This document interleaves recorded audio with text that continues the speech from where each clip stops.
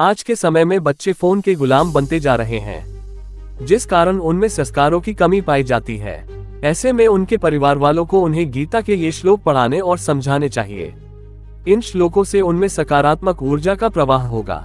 कर्मण्येवाधिकारस्ते मां फलेषु कदाचन मां कर्मफल हेतुर्भूर्मा ते संगोस्त्व कर्मणि। बच्चों की आदत होती है कि अगर वह कोई काम करते हैं तो उन्हें उसके परिणाम का बेसब्री से इंतजार रहता है। ऐसे में ये श्लोक उनके बहुत काम आ सकता है। इस श्लोक का अर्थ है कि कर्म पर ही तुम्हारा अधिकार है, कर्म के फलों में कभी नहीं।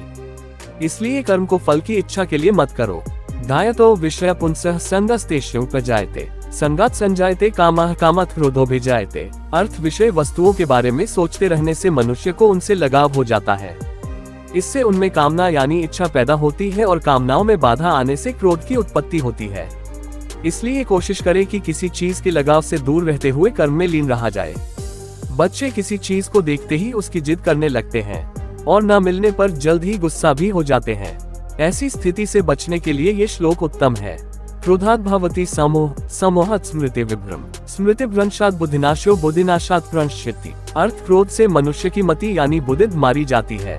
बुद्धि का नाश हो जाने पर मनुष्य खुद अपना ही का नाश कर बैठता है। कई बच्चों को बहुत गुस्सा आता है। ऐसे में ये श्लोक उन्हें गुस्सा करने से होने नुकसानों से अवगत कराता है। यद्यदाचरति श्रेष्ठस्तत्तदेवेत्रोज्जान स यत्प्रमाण कुरुते लोकस्तदनुवर्ते। अर्थ श्रेष्ठ पुरुष जो आचरण यानी जो काम करते हैं, दूसरे मनुष्य भी वैसा ही आचरण या कहें कि वैसा ही काम करते हैं।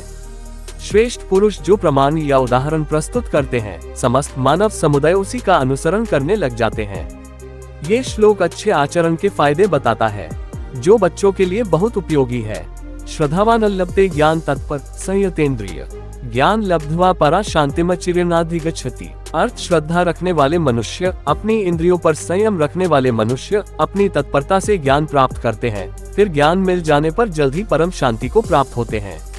पढ़ने वाले बच्चों के लिए ये श्लोक बहुत ही उत्तम है।